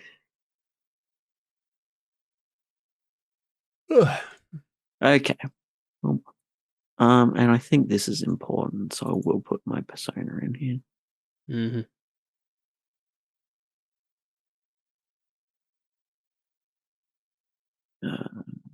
Three in symbology. And then I also need to put it in oratory because I didn't do that last session. Then make sure you open-end it. I have done so. Okay. Here goes. 3 other dice. Base obstacle 8. Nice. Did it? It's a pretty good roll. Nice. Some 6s in there too. All right, yeah. Like there will be a question of like how well does it work now because of all the time that's passed and the destruction, the major destruction that's been happening in Sinia over the past couple of years. But it certainly was true, right? So at the very least, you could get it working again with some effort. So, yep, definitely a safe haven against golems. Excellent. And honestly, given what we know about, because we've also actually already seen the animal, the djinn, show up in Sinia, so it must have failed before now. Like, I think it was true in the past, and it must have already failed by the time Death and Madness starts. This makes it easier to, like, makes it true about the past, and you could go to Sinia and make sure it starts working again. Like, it's all there, ready to be reconfigured. Like, you just have to, dot a couple I's, cross a couple T's. Yeah, like faith roll it to activate fix things. Yeah, but exactly. Yeah, it's not but it's ready. In absence of us taking over, it won't do anything. It won't do anything. Yeah. Yeah, because otherwise the djinn wouldn't have been able to even go in Sinia at all this entire time. So can't wreck on that. Excellent. So that was a symbology roll. What else is there? I'd like to think that what this was, Hagiel, is you enchanting the city. Because I'm thinking of like the actual magics at play in this world is like faith, enchanting, and necromancy.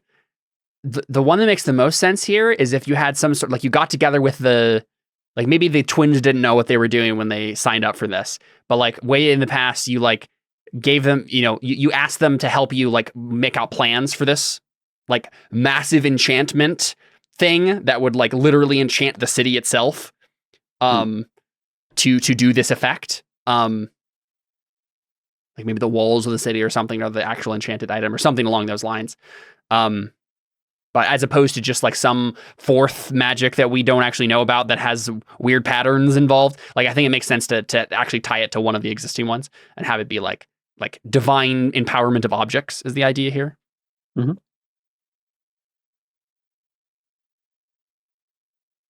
Excellent. What else is there?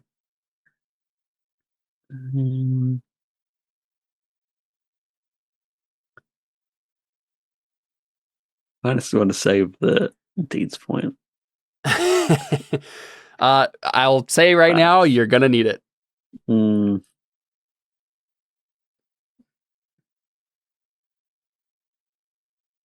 see. As a note, I think one of the gods that I do have listed here, and because I switched a few of the things around and gave Ompt peace and wisdom, one of the gods has ended up with, who used to just be wisdom, is now just prophecy. You probably worked with that. They're still living. So you probably also worked with them at one point. They might be one of the ones that you like convinced to still like be on your side by the end of everything that happened, and helped you write the Irida or whatever. Because like, Joser by himself, or Hagiel by himself, isn't like super in tune with prophecy per se. He obviously has like the weather prediction and patterns and things like seasons. Like, that's all obviously like the almanac part of it is definitely part of that whole thing. But I think it makes sense that maybe Monima was one of your like assistants during this whole process, and maybe we can meet him again. That could be fun. Could I make a circles roll? Sure, yeah. Circles up Monima. Yeah. I have had a god life path. Sure. Perfect. Yeah, that makes sense to me. So what do you want to be true about this guy? All I know is that he is the god of prophecy.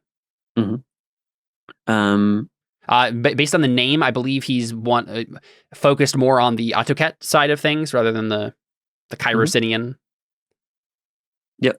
Well, I'm Atoket technically. So yeah. So it makes sense.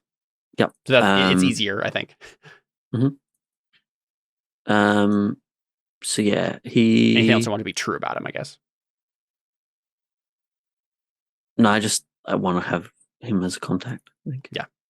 Just be your friend. Yep. I know him. He's a cool guy. Yeah. Let's just make an Opt 2 then. Opt 2, yep. Does my being Hagiel Reborn help? Of course. Excellent. I don't think he's in the church.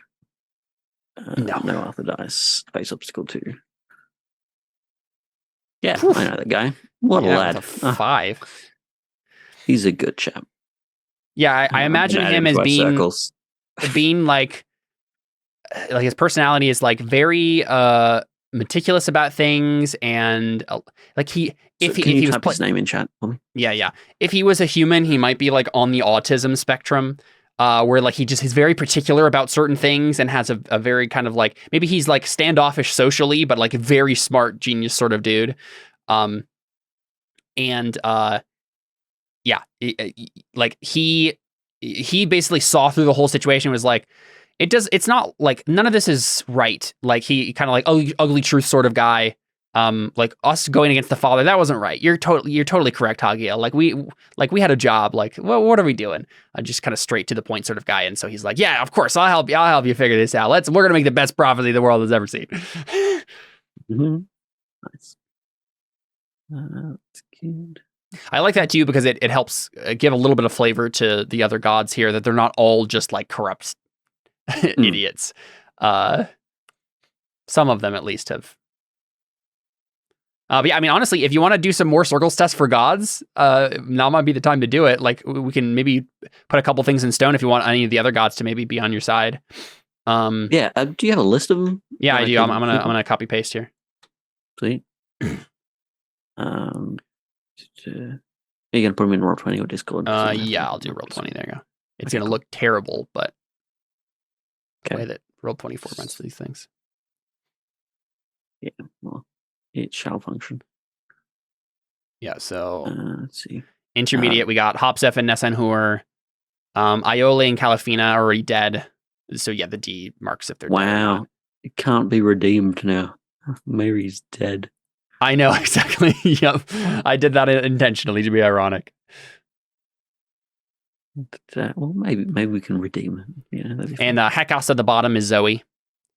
Right. She's not dead, but she's evil. Yep. Let's just go Renpa. That's what that was the only person on here that I think makes the most sense. Yeah. Yep. Let's say, because you got the other guy pretty easily, let's make this an ob, maybe 3 or 4 this time. Because it's less likely to have more than just the one god on your side. Make it ob 3. Yeah, I think. Well, and I don't necessarily. Yeah, we'll go him. I'd kind of like him on my side. So yeah, it makes sense. If anyone's on your side, it's probably this guy actually. Mm-hmm. But I mean, if you fail, he's probably been corrupted in some sense. Yeah, there you go. Yeah. Not named, but I do know him. Yeah, so I mean, you obviously got Monoma to work with you on the prophecy stuff. What is your relationship with Renpa been? I think because I haven't actually got him on side, Renpa was just the guy who I asked to keep an eye on the King of Sinia, to make sure that he was still obeying my book over time. Okay. Yeah. And his only task was actually to let me know rather than actually do anything about it. You hired him. Yeah. And then the only other one I would kind of want to make a roll for is Nessanhur. Mm-hmm. Yeah. Decide what your relationship with her was like. Yeah, I kind of want to like make sure that like I can get in contact with her. Mm-hmm. Not necessarily like we used to be friends or anything, but that you have some sort of working relationship with her. Yeah, that she would I at least know the route to head to if I can. Yep. Let's make that one an ob 3 as well, I think. Mm-hmm. Okay.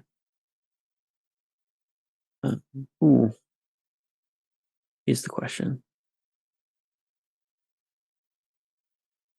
Yeah, I'll try and get it. Why not? Boop.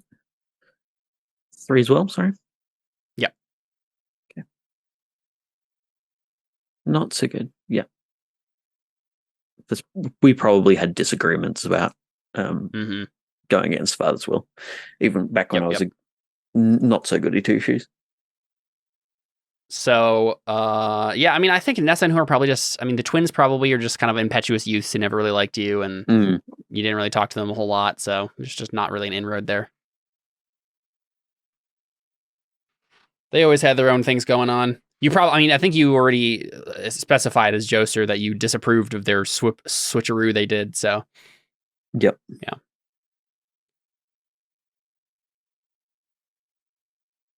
Cool. Well, one thing I still have never figured out about this pantheon is why Ses, the god of fire and evil, is still alive, or what he's doing. Just off somewhere in the corner of the world, being evil and fiery, I guess. He's probably just mad at them for stealing his thunder, and it's like weirdly working against the bad guys because he's like the Loki figure who's like, I wanted to be the mischief maker, but everybody else. I literally took the portfolio of evil to be evil, and now you're stealing it. What the heck, man? Yep. Oh, all right. Cool.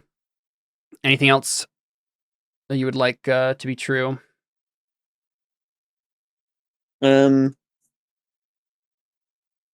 I guess can I just make kind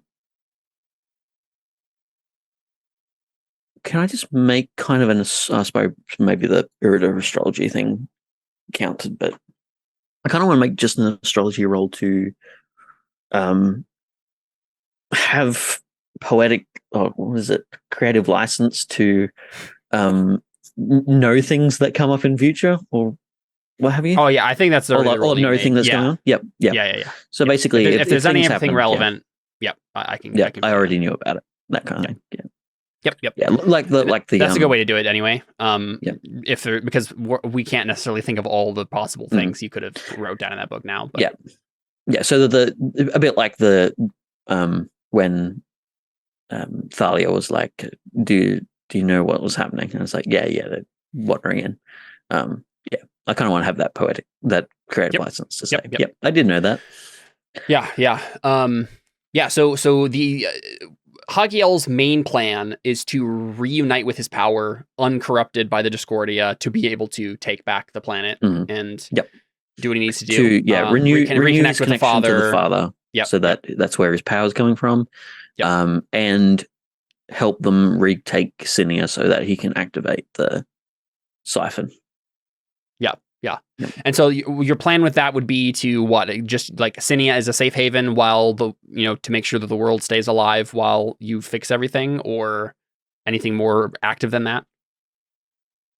And it's not like, because the thing is, it's not like necessarily like you activate it and then all the souls are just sucked in there. Like, no. I think there'd have to be you could maybe rig it to do that somehow, but like that would be another step involved. Usually, by itself, it's just kind of like a consecration sort of a thing where like if the demon comes in contact with it, it falls apart and its soul is siphoned into the whatever, or negated or whatever, whatever you wanted it to do.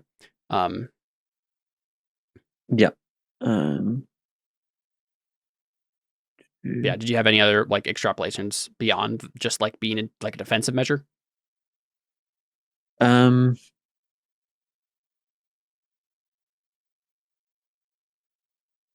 I mean, like Sinia being like the last haven for mankind is pretty cool just by itself. I kind of want it. I'm trying to work out a way to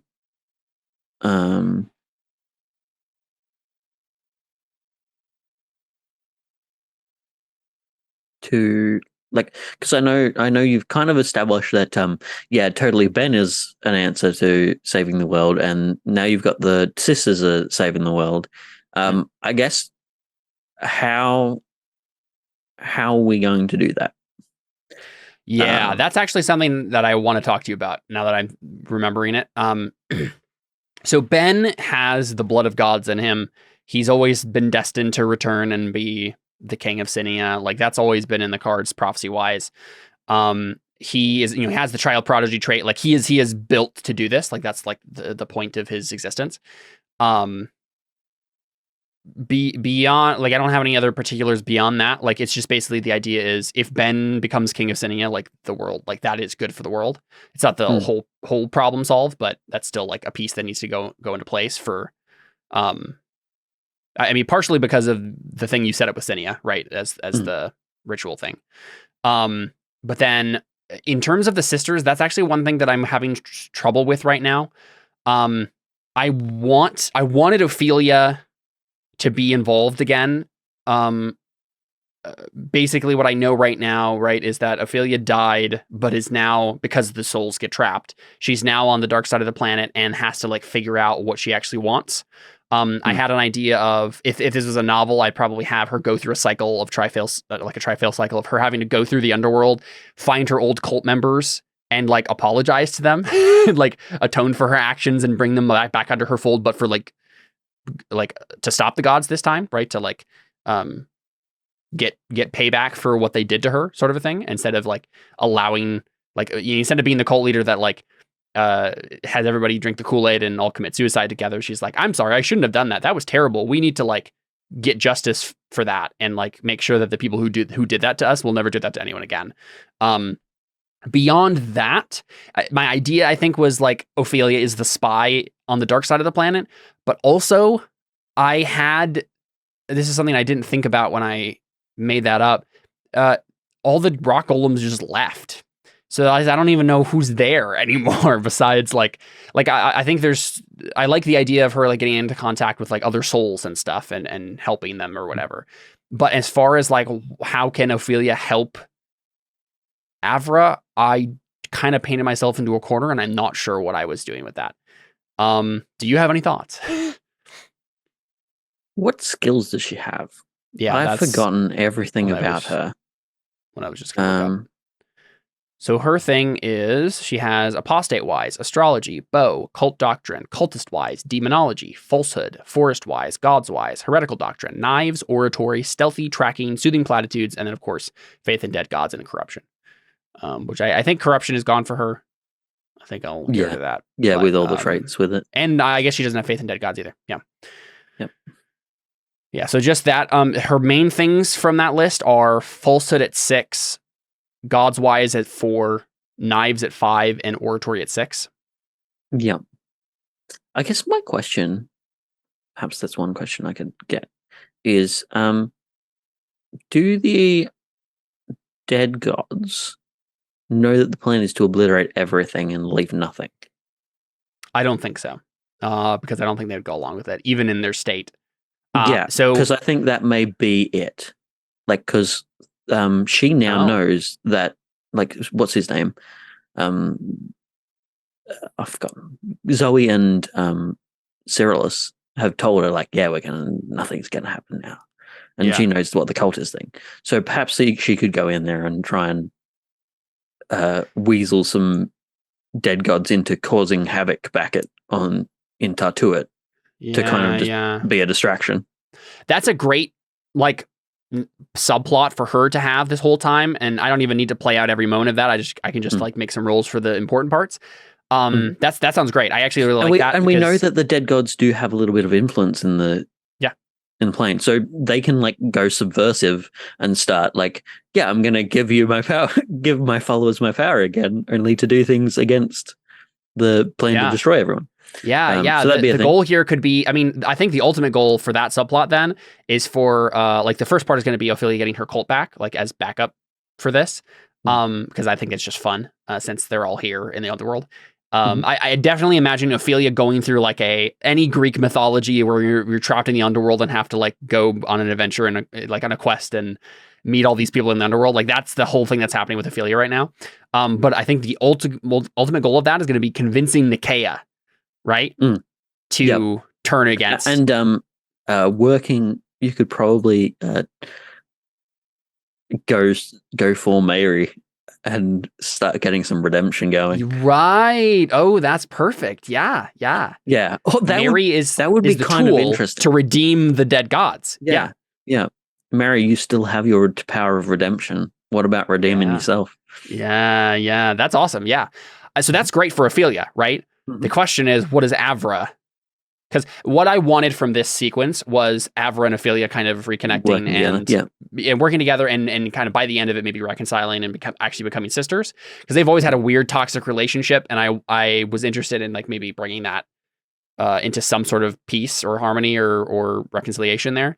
And my idea, I guess, was for Ophelia to be a spy which she still could be, and basically fill in Avra on her plans that she's doing in the underworld, and then time them up with your guys' plans. That's fine. But that doesn't mean Avra doesn't do anything there, right? Avra just is like being fed information. I need something for Avra to be doing, because it seems like either Ben or you is going to take over the Irida now, right? And what is left for Avra? I guess bird stuff. Which also I had another idea with bird stuff. Here, I want to shoot this past you. I think this is going to be true no matter what. So even if I say it and we tweak it a little bit, I think it's still going to be true. So it's not like a spoiler or anything. I think throughout this entire sequence that we've been getting in the backstory of Joser, we've been seeing these angels, right? The angels that I've mentioned, either who have fought you guys or you worked with them or whatever. Joser, I think, has kept some of them around, and they're still. They're like, okay, sounds good. Well, they're maintaining the harmonic sun or whatever. Yeah, right. And I think just like if they went to the planet, they'd probably appear as something similar to the rock golems, because I think like I'm not actually sure exactly what would go on there. There is usually a parallel between what the angels look like and the demons look like on any particular world. But my idea to parallel the Jinn part of it, like the Nikea giving form, I was thinking that the angels should be birds. That's possible, but what was Ophelia's raven a Jinn though? Yes. Yes. But we could have that one be a fallen angel. Because we know that some of them did, right? Some of them became Tannerin during the whole thing. I'm gonna send you a thing. Okay. To you. Actually, I mean, we can say this out loud. Yeah, just say it. I don't have to. What's her name? Avra's old bird. Oh yeah, he's an angel. I already decided this. Well, you could also have, because it died, you could have it be that Ophelia could meet up with it. Oh.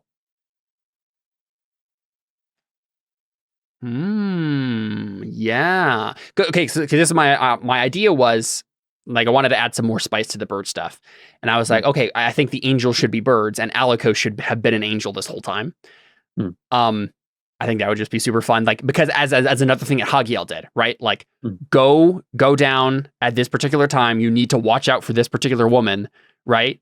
Like, and maybe something went wrong. Maybe he wasn't supposed to die. Right? Ophelia wasn't supposed to kill him, and he died anyway. But Ophelia going and getting the soul of Alikos from the underworld and giving her back to Avra, that sounds awesome.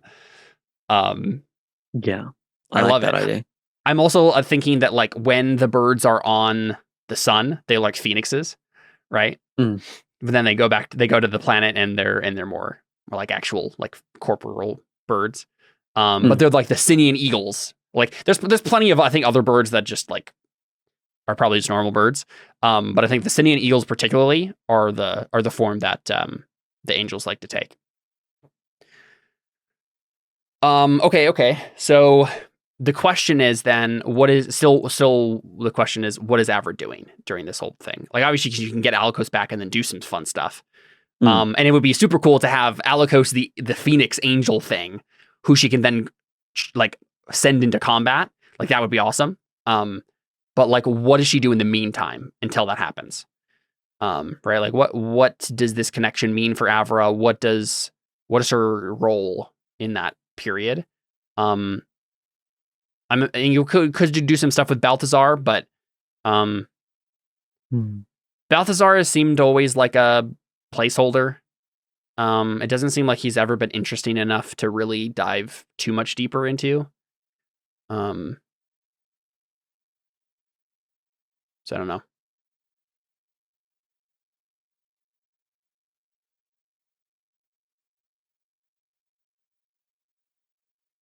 I did have an idea at one point that, I had a couple different versions of this Ophelia becomes a weird ghost who talks to Avra thing in my mind, and one of them was going to be she sends Skion to like go talk to Avra and hang out with her as her new bird. Skion as a fallen angel could be a cool arc there too, right? If Skion like comes can be redeemed along with Ophelia and come back as a cool Phoenix thing. But well, did we establish with a? Sorry, I didn't have watched your solo session in a couple of weeks. Did Skion die or did Skion live? I think Skion's dead. As far as like he could be alive, but I think my assumption was that he was dead. Yeah, because if we didn't see him actually die on screen, then because if he's like a fallen angel, then he probably actually knows what's going on in terms of like Tattoo, and so he may even have like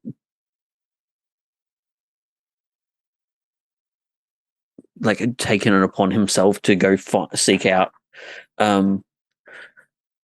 because he'd also know that what's her name, that the other bird was an angel. Yeah.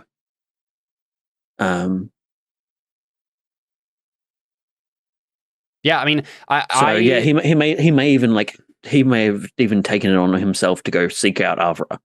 That's what I was just thinking. Yeah, that was the idea I had, right? And so I think it didn't make the reason I rejected it originally was because it's like, well, Skion's a demon. Like, there's no redeeming the demon, right? He's just like Avra should just kill the thing. Like, she shouldn't mess with it. But if he's fallen angel, used to work for Hagiel, turned into a raven, that's cool, right? Mm-hmm.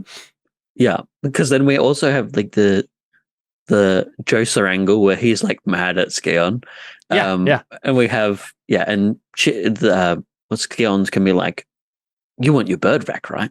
Well, I want my master back. We can get them both back at the same time. So then here's the question: does Avra have to do something herself then to help facilitate this return from the underworld thing? I think so. The thing I don't want to happen is for anyone to split up anymore. I feel like we should all stay together, but it also seems like the story is pushing Avra to go on a quest. Well, I think maybe... But Avra doesn't have the skills to go on a quest. Yeah. I mean, let's face it, Ben doesn't have the skills to read the Errata. That's true. He doesn't. So I kind of like the idea of Avra and Joseph being buddy cop, especially with Avra's thing last session. That makes sense. Yeah. So I kind of like that idea of us working together to do bird stuff together. Especially if like the birds are Joseph's angels. Yeah. And I think this makes so much sense with the way that Joser has like weirdly been obsessed with the etiquette of the whole thing. Right? Because like he probably made it up in the first place, right? But yeah, I think it makes total sense if the idea is that Nicaea gives form to the jinn and make them into animals. You could do the same thing with birds because you're the god of the sun and the weather and right. It's in your sphere there somewhere, right? Yeah.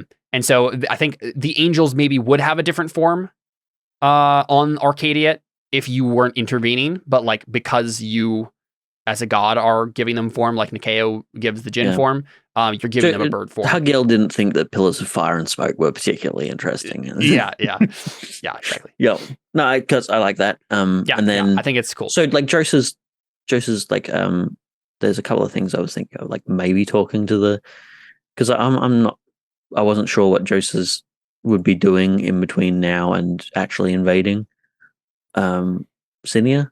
So I think having don't worry about that though. I do have actually like a whole thing that's going to happen here. And do we have any other like things that you want to run through? Otherwise, I will reveal the last thing, and that'll set us up for next time. I think I'm good. I don't think there's anything. I'll send you a message midweek if we do. Yeah. Cool. Because I think then the plan would be obviously work with Ben and Avra to do bird stuff and Errata stuff to set up both the redemption of the dead gods and the return to Sinia to put Ben on the throne and make sure he's ruling as a good king. But then there's obviously the Joser returns, like he reconnects with the father, gets 10 faith, or if he finds some other way to do this, we could find that too. Again, I'm imagining like another way to do it could be just the simple, you know, lay down your life for your friend and then be resurrected because of the deep magic, that sort of thing, right? Yeah. Could be a thing that happens as well. In fact, can I just have? Can I do just a super quick faith roll? Yeah. Just I'm not gonna like get any help or forks or anything. I'm just gonna like do a straight up guidance roll. Okay. So Ob 4 for you, right? Possibly. Hang on. Let me look up. You talking about the Ob 5 guidance? Yeah. Get a nudge. Yep. Yeah, but yeah, believer. So yeah, I do have a good believer. So where are you? Not natural magic, faith. Actually, I'll do it minor miracle, and I'll do a different one that I was thinking of. I just want to see if I can minor miracle up a telephone link to Malkuth, or whether we have to do things manually. Okay. Yeah, sure. So that's Ob 4, right? Ob 5 minor miracle, because it's not just me. I'm also including. Oh yeah. What's his name? Yep. Yes. Sounds good. Go for it. Just to see if it exists. It does. Yeah, nice. Cool. Oh, and it's difficult. Nice. Those Cool. gray shades make it easier. Mm-hmm. So yes, it's probably something to do with the scarabs. Yeah. The scarabs. Crab. Whatever. Yeah. Yeah. He can Makes essentially sense to talk to his scarab, and Malekith talks to his crab, and it gets communicated. Makes sense to me. Yep. Cool. Yeah. Cool. So yeah, I think the last thing that we end with, and this is like the thing that you probably foresaw, maybe in vague terms, but maybe like just the context of your knowledge as Joser helps you figure out the last piece of the puzzle that maybe Hagiel in the past couldn't. Mm-hmm. Right? The thing that you still had a question mark about is like, what is Dardanus' actual plan? Like, how does he actually solve, like, get like do this? And and I think we even like go back to the scene where you have just said, there's very few mysteries. And you're thinking through, like, you're parsing all the information that you just had dumped into your brain, and you blink, and then maybe look out the window of this like a little apartment that Celadon has made, and you see the white dwarf eclipse the sun, your sun, and then stay there.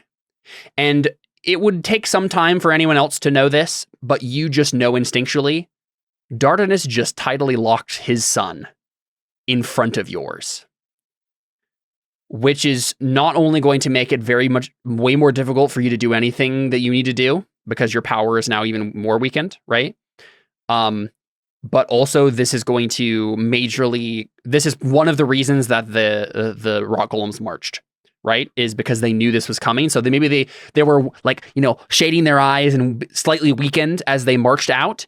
But then as soon as this happens, they're going to be just fine, right? And you also know that this is still a stalling tactic, or like the orbits are erratic enough that eventually this tidal lock will probably break. It might take some weeks or months or whatever. But you know that Dardanus has been slowly tweaking the orbits so that eventually this will happen in the time that he wants it to. And you also know that the Tartuans, the rock golems, are on their way to kill you, because they know that's now that you're weakened, now that the sun has been blocked off from you, all they need to do is kill you, and there is nothing that can stop them after that, right?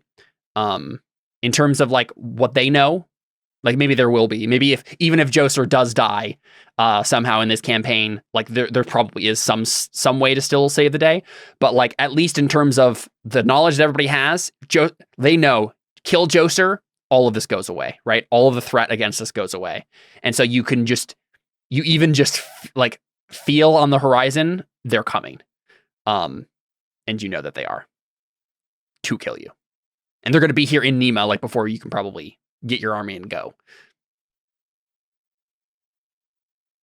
So that's the last piece that gets put into place.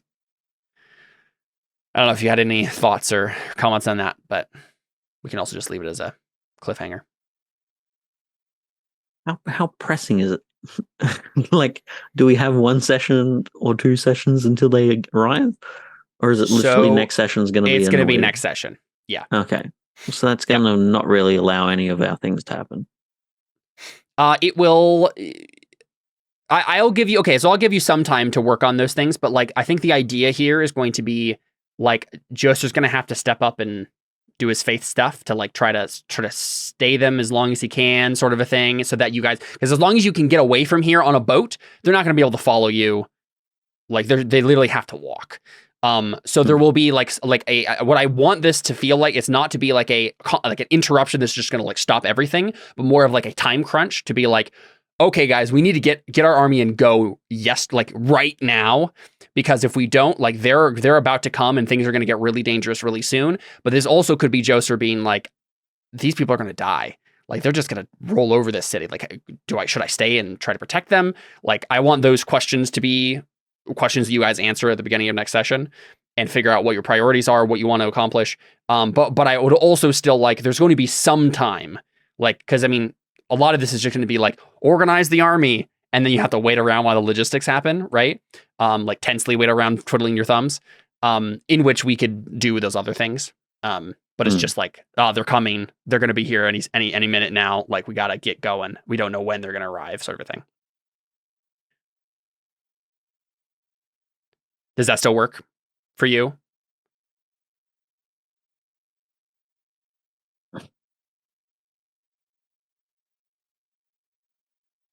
Because if you're seeing issues with it, then that's fine. We can talk about it, and I want to make sure this is fitting together like we want it to. Yeah, I just don't know. I don't know how we can.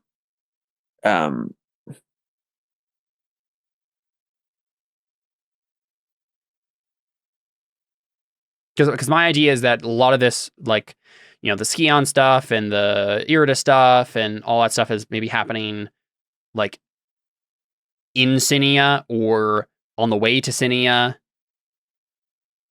Either way, I don't think we should stick around in Nema too much longer. Okay. Yeah.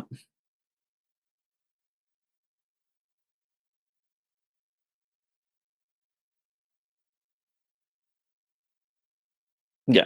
Anyway, I'll give it some thought. Yeah. If you're thinking about between now and then, we can tweak it, and then we can just like decide on the time frame. Yep. When we work out exactly what's going on. Yep. Yeah, because I want to. It's not going to happen like where you look out and Attack on Titan style. You see, you see one just poke its head over the mountain, like at the beginning of next session. But it should be something that, like Joser is now aware of and knows he has a target on his back, and like they're marching all over the world. Like they're going to be marching everywhere and attacking everybody. But like you know that some of them are on their way particularly to kill you because they know that you're like the guy they should kill. So. Yeah. I'll get some thought. Cool. Sounds good. Let's do Artha. I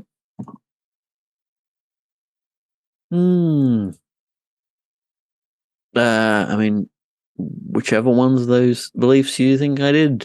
Let's see. I kept them pretty vague so that they could probably be maintained.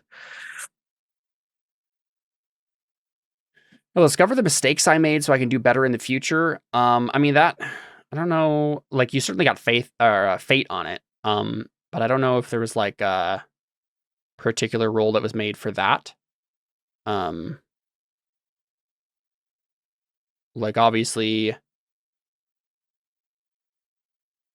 Well, let's consider what was actually done role-wise, I guess. So what was that first faith roll that you were doing at 5 against 3? Oh, you were just helping. You're just doing help for symbology. Okay, so you circled up some gods. You made Sinia a refuge, and you made a connection between you and Pyrrhus. Yeah. So Doing better in the future, I think, is probably covered by circling up the gods, right? Like the idea of like getting them on your side and setting them to do these tasks and stuff in the past. That makes sense. Yep. So you can take a persona for that one. I will attempt to better understand the father's original purpose for me. You can take a fate on that. Like we saw interesting things there, but I don't know if you made a roll towards that per se. Mm-hmm. I will discover the true meanings of these words I once penned. I think that was the symbology roll, right? And Yeah. that was, yeah. So that's a persona there, I think. I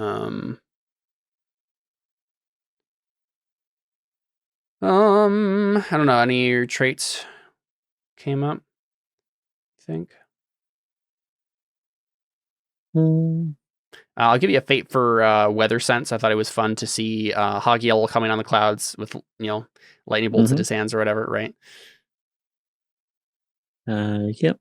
And then it's just whether you thought stuff with Ant was cool or not for embodiment. Yeah. Of course, yeah. You can take embodiment for that.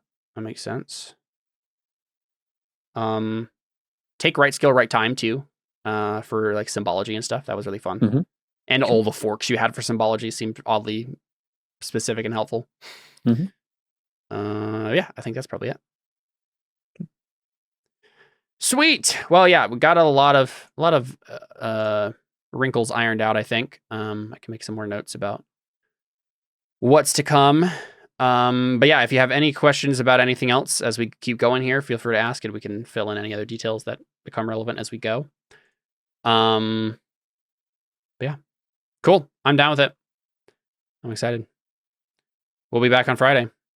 Adios.